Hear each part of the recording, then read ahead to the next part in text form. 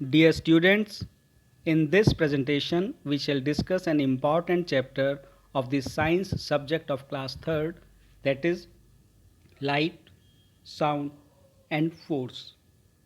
First of all, I am grateful to Ratna Sagar Private Limited Delhi for bringing out this wonderful book entitled Science Magic, as most of the contents of this presentation have been taken from this book. Let's begin with the light. What is light? Light is a form of energy and it may be of two types.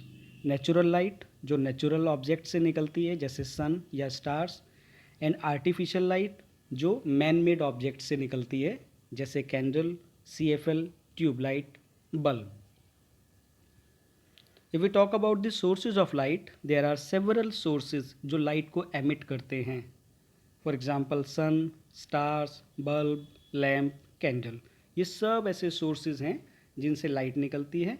इनमें sun और stars natural light के source हो गए, bulb, lamp और candle artificial light के source हो गए. If we talk about the types of objects, तो on the basis of emission of light, objects may be divided into two types. One is luminous objects and the other is non-luminous objects. Light emit करने के आधार पर objects को हम दो भागों में बांट सकते हैं, ल्यूमिनस ऑब्जेक्ट्स और non luminous objects. What are luminous objects? Objects that give out light are called luminous objects. ऐसे ऑब्जेक्ट्स जिनसे लाइट बाहर निकलती है, रोशनी, प्रकाश बाहर निकलता है, उन्हें हम ल्यूमिनस ऑब्जेक्ट्स कहते हैं जैसे कैंडल, सन और lamp. On the other hand, non luminous objects, ऐसे objects that do not give out light, they are called non luminous objects. ऐसे ऑब्जेक्ट्स जिनसे लाइट बाहर नहीं निकलती. आप पिक्चर में देख सकते हैं, हमने चेयर, एप्पल, कैप, बैग ऐसे एग्जाम्पल्स लिए हैं. इनसे खुद ब खुद कोई भी लाइट बाहर नहीं निकलती. तो हम इनको कैसे देख पाते हैं? We can see them only when light from a luminous object fall on them. अगर रूम के अंदर एक कैप, एक चेयर रखी है और डार्कनेस है तो आपको चेयर नहीं दिखाई देगी, लेकिन आप जैसे ही लाइट का स्विच ऑन करते हैं, रोशनी होती है, you will be able to see all these objects. Now the question arises, how do we see objects? हम ऑब्जेक्ट्स को कैसे देख पाते हैं? देखिए, सबसे इंपॉर्टेंट पॉइंट है बच्चों, light travels in a straight line. This is very important question as far as examinations are concerned. आप ध्यान रख लीजिए, इसको फिर से मैं रिपीट कर रहा हूँ. Light travels in a straight line. जो रोशनी, जो प्रकाश, जो लाइट होती है वो एक सीधी स्ट्रेट लाइन में ट्रेवल करता है. ऐसा नहीं होता कि वो लेफ़्ट या राइट इधर उधर मुड़ जाए. लाइट एक सीधी रेखा में मूव करती है. अब चीज़ें हमको कैसे दिखाई देती हैं? When an object does not allow light to pass through it, the light gets reflected. या दूसरे शब्दों में, it bounces back. इस पिक्चर को आप ध्यान से देखिए. ट्यूबलाइट, बल्ब से एक रोशनी आ रही है और वो रोशनी किस पर टकराती है? सीधा एक एप्पल पे. अब एप्पल उस रोशनी को अपने में से गुजर के पार जाने नहीं देता. एप्पल उस रोशनी के जो पाथ है उसको ब्लॉक कर देता है, रोक देता है. एज ए रिज़ल्ट लाइट क्या करती है? रिफ्लेक्ट करती है. और रिफ्लेक्शन के साथ क्या होता है? When this reflected light falls on our eyes, we become able to see that object. हम उस तरह से, जब एक रोशनी, एक लाइट एप्पल से टकराया और उससे टकराने के बाद वो लाइट रिफ्लेक्ट हुई और वो हमारी आइज़ में आई, तो हमको वो एप्पल दिखाई देने लगा. तो this is the way we become able to see objects. Now an important question, how is shadow formed? परछाई कैसे बनती है? शेडो का फॉर्मेशन कैसे होता है? देखो बच्चों, शेडो कैसे बनती है ये जानने से पहले ज़रूरी है हम ट्रांसपेरेंसी ऑफ मटेरियल्स को समझें. हालांकि मैं आपको क्लियर कर दूं, जो कंटेंट्स मैं आपके साथ शेयर करने जा रहा हूं ये आपकी बुक में या आपके सिलेबस में नहीं दिए गए हैं, पर शेडो फॉर्मेशन के लिए ज़रूरी है कि हमें थोड़ी बैकग्राउंड नॉलेज मटेरियल्स और उनकी ट्रांसपेरेंसी की होनी चाहिए. On the basis of transparency, materials may be divided into three types: transparent material, translucent material and opaque material. First we discuss transparent material. देखो बच्चों, material that allows light to pass through it is called transparent material. ऐसा material जो अपने अंदर से light को होकर are पार जाने दे, उसको हम ट्रांसपेरेंट मटेरियल बोलते हैं। We can easily see objects on the other side of the transparent material. इसका सिंपल एग्जांपल क्या ले सकते हैं आप एक कार में अगर ट्रेवल कर रहे हैं और कार का गेट बंद है, दरवाज़ा बंद है और उसमें ग्लास लगा हुआ है, आप उस ग्लास से, उस शीशे को बंद करने के बाद भी उस ग्लास में आर पार देख लेते हैं। तो glass is the example of a transparent material. वो लाइट को आर पार जाने देता है और हम उसके पार दूसरी तरफ रखी हुई चीज़ों को आसानी से देख पाते हैं। Second type is translucent material. ये थोड़ा सा समझने की ज़रूरत है। ये ट्रांसपेरेंट से मिलता जुलता ही है, लेकिन थोड़ा कम ट्रांसपेरेंट है। मैं आपको समझाता हूँ। Material that allows only some part of the light to pass through it is called translucent material. ऐसा मटेरियल जो अपने अंदर से सारी लाइट को बाहर ना जाने दे, कुछ पोर्शन उसका रोक ले और कुछ पोर्शन को अलाउ कर दे कि वो उसके अंदर से होकर दूसरी तरफ जा सके। In this way we can say that objects on the other side of translucent material are not clearly visible. साफ साफ नहीं दिखाई देंगे। आप इसको समझ सकते हैं। ट्रांसल्यूसेंट मटेरियल के एग्जांपल के तौर पर हम टिश्यू पेपर ले सकते हैं। अगर आप एक टिश्यू पेपर लेकर उसको अपनी आइज़ के सामने रखते हैं और उसके आर पार देखने की कोशिश करते हैं, तो आपको टिश्यू पेपर के दूसरी तरफ ये तो दिखाई देगा कि कुछ सामान रखा है या कोई व्यक्ति खड़ा है, बट एग्जैक्टली वो कौन है या क्या सामान है वो बहुत क्लियरली विजिबल नहीं होता। Third category is opaque material. Opaque material क्या होता है बच्चों? Material that does not allow any light to pass through it. ऐसा मटेरियल जो अपने आर पार लाइट को जाने ही ना दे। In this way we can say that we can not see anything on the other side of a opaque material. एक ओपेक मटेरियल के दूसरी तरफ क्या रखा है हमको बिल्कुल दिखाई नहीं देगा। फॉर एग्जांपल, आप अपने क्लासरूम में हैं तो बीच में जो वॉल है, ब्रिक ईंट की जो दीवार है, उस दीवार के आर पार आप देख नहीं पाते कि दूसरी तरफ कौन बैठा है, कौन सा सामान रखा है। In this way brick wall या metal, these are the examples of opaque material. Now we come back to our basic question, how is shadow formed? परछाई बनती कैसे है? देखो बच्चों, सीधी सी बात है। हमने आपसे कहा जो लाइट होती है वो ट्रेवल करती है एक स्ट्रेट सिंगल लाइन में। शेडो कब बनती है? जब लाइट किसी ओपेक ऑब्जेक्ट से टकराती है और वो ऑब्जेक्ट उसको अपने अंदर से पास नहीं होने देता। Shadow is formed when light is not allowed to pass through an opaque object. When an opaque object comes in the path of the light, तो जो लाइट ट्रेवल कर रही है ना, वो रास्ता ब्लॉक हो जाता है। फॉर एग्जाम्पल, आप इस पिक्चर को देखिए। इसमें मान्या नाम की एक गर्ल है, वो स्कीपिंग कर रही है और एक ब्राइट सनी डे है, सनलाइट आई और वो मान्या से स्ट्राइक करती है, टकराती है। अब मान्या तो ओपेक है, वो ग्लास तो नहीं है ना कि अपने अंदर से लाइट को आर पार जाने दे। मान्या ने उस लाइट के पाथ को ब्लॉक कर दिया और जितने हिस्से में मान्या ने उस लाइट के पाथ को ब्लॉक किया है, a dark patch is formed on the opposite side of Manya. आप देखिए, मान्या के पीछे की तरफ एक ब्लैक कलर का पैच बन गया है, बिल्कुल मान्या की जैसी शेप का ही है। ये जो ब्लैक पैच है, this dark black patch is called a shadow. तो ये शेडो है और ये इस तरह से हमारी बनती है कि जब हम एक आती हुई लाइट के जो पाथ है उसको ब्लॉक करते हैं, तो अपोजिट साइड में दूसरी तरफ एक ब्लैक कलर का पैच बन जाता है, जो बेसिकली उस ऑब्जेक्ट की शेप जैसा ही होता है। उसे हम शेडो या हिंदी में परछाई बोलते हैं। Now we talk about size of shadows. जो परछाई होती है बच्चों, उसके जो साइज़ है वो घटता बढ़ता रहता है, स्टेगनेंट नहीं होता, वो चेंज होता रहता है। कभी वो लॉन्गर हो जाएगा, कभी शॉर्टर हो जाएगा। और ये किस पर डिपेंड करता है? The size of shadow changes with the position of the sun. Sky में सन की पोजीशन कहाँ है, वो किस डायरेक्शन से राइज किया, किस डायरेक्शन से मूव करता हुआ, किस डायरेक्शन में वो छुप रहा है, तो उसकी लोकेशन डिटरमिन करेगी कि शेडो का साइज़ कैसा होगा। आपको आसानी से याद रखना है इस बात को। The length of a shadow is long in the morning hours. सुबह के समय जब सनराइज़ होता है, जो शेडो होगी किसी भी ऑब्जेक्ट की, चाहे वो इलेक्ट्रिक पोल है, चाहे वो एक ह्यूमन बीइंग है, चाहे वो कोई एक ट्री है, मॉर्निंग आवर्स में शेडो लॉन्ग होगी। अगेन इवनिंग आवर्स में जब सन सेट होता है तो भी शेडो लॉन्ग होगी। But if we talk about the noon hours, दोपहर की अगर हम बात करते हैं, तो shadow is the shortest at the time of noon. दोपहर में शेडो सबसे छोटी होती है। Now we talk about sound. What is sound? याद रखेंगे बच्चों आप, sound is a type of energy. Sound भी एक तरह की एनर्जी है। And we hear different types of sound. जब हम आपस में बातचीत करते हैं तो भी साउंड सुनाई देती है। किसी का मोबाइल फ़ोन रिंग करता है तो भी साउंड आती है। देखिए मैं आपकी इस समय वीडियो बना रहा हूँ, एक ट्रक गुजरा है, उसने भी हॉर्न दिया है, वो भी एक साउंड है जो इसमें रिकॉर्ड हो जाती है। तो in this way we hear a number of sounds in our daily routine. अब सवाल उठता है साउंड प्रोड्यूस कैसे होती है। देखो बच्चों, sound is produced when something vibrates.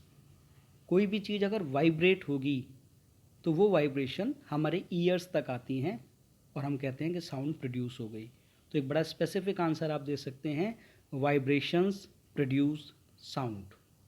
बिना वाइब्रेशंस के कभी भी साउंड प्रोड्यूस नहीं होती। जो साउंड है वो वाइब्रेशन से ही प्रोड्यूस होगी। अब आप म्यूज़िकल इंस्ट्रूमेंट देखिए, जैसे सितार, वीणा या गिटार होता है, इनसे कैसे साउंड आती है? जो इनकी स्ट्रिंग्स होती हैं, जो इनकी तार होती हैं, जब हम उनको प्लग करते हैं फिंगर से या थंब से, जब हम उनको प्लग करते हैं तो उनमें वाइब्रेशंस जनरेट होती है। वो वाइब्रेशन एयर के थ्रू ट्रैवल करती हुई हमारे ईयर तक आती है और हमको वो साउंड सुनाई दे जाती है। एक एक्टिविटी आप समझ भी सकते हैं, how we can observe vibrations. देखिए एक पिक्चर में हमने दिखाया, stretch a rubber band between your thumb and forefinger as shown in this picture. आप देख सकते हैं ऐसे अपनी थंब में और फोर फिंगर में आप एक रबर बैंड को स्ट्रेच कर लीजिए। What you do in this next step, plug it in the middle. उसको बीच में एक दूसरे फिंगर से प्लग कीजिए।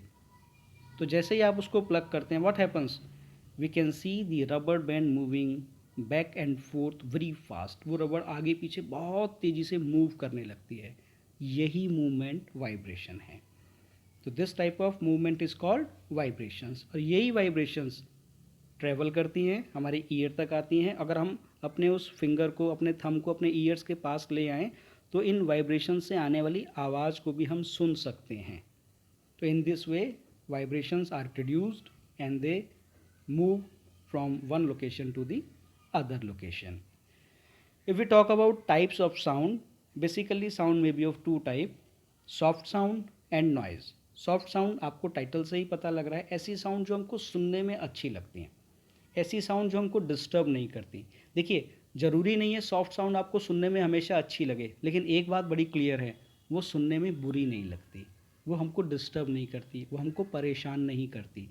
तो ऐसी साउंड जो हमको या तो परेशान नहीं करती या सुनने में हमको बहुत अच्छी लगती है, we call it soft sound. जैसे कोई व्यक्ति हमसे बात करता है, धीमी आवाज़ में, अच्छी आवाज़ में बात करता है, तो हम कहते हैं बड़ा सॉफ्टली बोलता है वो व्यक्ति। In this way soft sound जो होती है, it acts like a music to our ears. ऐसा भी होता है कभी कभी, अच्छे म्यूज़िकल इंस्ट्रूमेंट्स की जो आवाज़ होती है वो हमको सुनने में बहुत प्यारी लगती है। तो this is one of the examples of soft sound. दूसरी हमने कौन सी बोली, नॉइज़। सॉफ्ट साउंड के बिल्कुल कंट्रास्ट में अगर हम चले जाएं तो नॉइज़ आ जाती है। What is noise, some sounds are loud and disturbing. ऐसी आवाज़ जो हमको डिस्टर्ब करे, जो बहुत शोर शराबा करे, वी कॉल इट नॉइज़। ये अनडिज़ायरेबल होती है। अनडिज़ायरेबल जिसको हम पसंद नहीं करते। ऐसी आवाज़ जो हमको पसंद भी नहीं है, हमको परेशान कर रही है, हमको डिस्टर्ब कर रही है, ऐसी साउंड को वी कॉल नॉइज़। और आपको पता है बच्चों, नॉइज़ एक बहुत सीरियस पॉल्यूटेंट है। नॉइज़ अपने आप में एक अलग से साइंस का एक फील्ड है जिसमें हम नॉइज़ पॉल्यूशन को या साउंड पॉल्यूशन को स्टडी करते हैं। भले ही आपके सिलेबस में ये पोर्शन नहीं है, but I think it necessary to discuss all these effects with you, कि नॉइज़ पॉल्यूशन के बहुत डिज़ास्ट्रस इम्पैक्ट्स होते हैं और हम गलती से उनको इग्नोर कर देते हैं। देखिए बहुत नॉइज़ के जो एक्सपोज़र लेते हैं, जो बहुत ज़्यादा शोर शराबे वाली जगह पर रहते हैं, उनमें हियरिंग लॉस की संभावना हो जाती है, हेडेक की प्रॉब्लम हो जाती है, कम्युनिकेशन का इंटरफेरेंस रहता है। आपस में हम बातचीत करें तो हमको बहुत तेज़ आवाज़ में बोलना पड़ता है, क्योंकि नॉइज़ की वजह से हमारी आवाज़ इजीली ट्रांसमिट नहीं होती। लैक ऑफ कंसंट्रेशन, अगर आप पढ़ रहे हैं, एग्जामिनेशन की तैयारी कर रहे हैं और बहुत कोई लाउड म्यूज़िक प्ले कर दे, कोई डीजे चला रखा हो किसी ने, तो हमको बहुत डिस्टर्बेंस होता है, हम कॉन्सनट्रेट नहीं कर पाते। और ऐसे तो बहुत सारे केसेस हैं जिसमें साउंड पोल्यूशन की वजह से लोगों का बीपी, ब्लड प्रेशर बढ़ जाता है, वो अच्छा नहीं है बिल्कुल भी। स्ट्रेस, तनाव बढ़ जाता है, लोग इरिटेट होने लगते हैं, चिड़चिड़े हो जाते हैं। जो शोर शराबे वाली जगह पर रहते हैं, जो बहुत साउंड नॉइज़ पोल्यूशन वाली जगह पर रहते हैं, उनमें इरिटेशन की टेंडेंसी बढ़ जाती है। तो ऐसे में आपको बहुत ज़रूरी है आप हाई लेवल ऑफ नॉइज़ को एक्सपोजर से अपने आप को बचाइए। जहाँ भी तेज़ शोर हो रहा हो, बहुत तेज़ लाउड कोई म्यूज़िक प्ले हो रहा है, आप किसी फंक्शन किसी पार्टी में गए हैं, या घर में आप खुद अपना कोई म्यूज़िक प्ले कर रहे हैं, उसको एक एक नॉर्मल एक डिज़ायरेबल वॉल्यूम तक कीजिए, उससे तेज़ मत कीजिए। या आप मोबाइल फ़ोन से कुछ सुन रहे हैं और आप ईयरफोन का यूज़ कर रहे हैं, तो उसमें भी वार्निंग आती है कि एक लिमिट से आगे वॉल्यूम को ना बढ़ाएं, it is dangerous two years. तो उसको मानना चाहिए, उसको फॉलो करना चाहिए। और बहुत ज़्यादा लंबे समय के लिए हमको ईयरफोन का इस्तेमाल नहीं करना चाहिए, तभी कीजिए जो बहुत ज़रूरी हो। तो आप इस चीज़ को ध्यान रखिएगा कि जो भी नॉइज़ पोल्यूशन के सोर्सेज हैं, हमें उनसे दूर रहना है, हमें उनसे अपनी दूरी को बढ़ाना है। Now we talk about the last topic of this chapter, that is force. Force क्या होता है बच्चों? When we push or pull to move things, we use force. जब भी हम किसी चीज़ को पुश करते हैं या पुल करते हैं कि वो चीज़ मूव कर जाए, कोई दरवाज़ा है वो खुल जाए, तो हमने उसको पुश किया या पुल किया। तो पुश या पुल करने के लिए हम जिसे अप्लाई करते हैं उसे ही फोर्स कहा जाता है। और फोर्स के आपकी डे टू डे लाइफ में आपको बहुत सारे एप्लीकेशंस या बहुत सारे एग्जांपल्स मिल सकते हैं। For example, force is use to pull a trolley. एक ट्रॉली बैग पुल करते हैं हम, तो हम फोर्स यूज़ करते हैं। या एक वेजिटेबल वेंडर है जो सब्ज़ी बेचने वाला है, वो अपनी कार्ट को पुश कर रहा है, तो वो भी फोर्स यूज़ कर रहा है। या फुटबॉल प्लेयर्स हैं, दूसरी टीम ने फुटबॉल को किक किया और इमीडिएटली दूसरी टीम के प्लेयर ने भी उसको तेज़ी से किक करके उसकी डायरेक्शन ही बदल दी, अगेन फोर्स अप्लाई हुई है इसमें। या किसी के पास एक बलून है और वो उसको बीच में से प्रेस करना शुरू कर दे, तो बलून की शेप ही चेंज हो जाती है, अगेन फोर्स अप्लाई हुई है यहाँ पर। या एक बहुत तेज़ी से आती हुई फुटबॉल को किसी स्टूडेंट ने, किसी प्लेयर ने, किसी बच्चे ने तेज़ी से अपना पैर रखकर रोक दिया अचानक, तो वो तभी रुकेगी जब उस पर फोर्स अप्लाई होगी। तो these are some of the examples of the applications of force. Force भी बच्चों दो तरह की हो सकती है, लाइट फोर्स भी हो सकती है, हैवी फोर्स भी हो सकती है। जैसे we use very little force to move light things. जैसे आप अगर नोटबुक में लिखते हैं, you hold a pencil and you start writing, तो आप बहुत लाइट फोर्स यूज़ करते हैं, बहुत हल्का दबाव के साथ लिखते हैं। लेकिन जैसे हमने कहा, एक वेजिटेबल वेंडर अगर अपनी सब्जियां बेच रहा है और वो अपनी कार्ट, अपने ठेले को खींच रहा है या धकेल रहा है, तो उस कंडीशन में अगर वो अपनी गाड़ी को पुश कर रहा है, तो उसे लार्ज अमाउंट ऑफ फोर्स को अप्लाई करने की ज़रूरत होती है। और रिजल्ट ऑफ फोर्स क्या होता है बच्चों? इंपॉर्टेंट पॉइंट है ये अपने आप में। जब हम फोर्स अप्लाई करते हैं और कोई भी ऑब्जेक्ट, कोई भी वस्तु, कोई भी चीज़ अपनी जगह से मूव कर जाए, तो समझ लीजिए वर्क इज़ डन, काम हो गया। सवाल आता है कभी कभी, व्हेन इज़ वर्क डन? हम कब ये माने कि वर्क हो गया? फिजिक्स की इंपॉर्टेंट टर्म है वर्क। तो आपका आंसर होगा when we use force and are able to move things, work is done. जब हमने कहीं फोर्स अप्लाई किया और वो चीज़ अपनी जगह से मूव कर गई, दूसरी जगह खिसक गई, तो जैसे ही मूवमेंट हुआ, डिस्प्लेस हुई चीज़, तो आप समझ जाइए वर्क हो गया है। So work is the result of the force. Force जब लगेगी तभी वर्क होगा, अदरवाइज नहीं होगा। And we need energy to do work. सभी को एनर्जी चाहिए। अगर हम ह्यूमन बींग्स की, एनिमल्स की बात करें, तो we get energy from the food we eat. आप जो खाना खाते हैं, वेजिटेबल्स, फ्रूट्स, सब्जी, रोटी, दाल, इन सब से हमको एनर्जी मिलती है।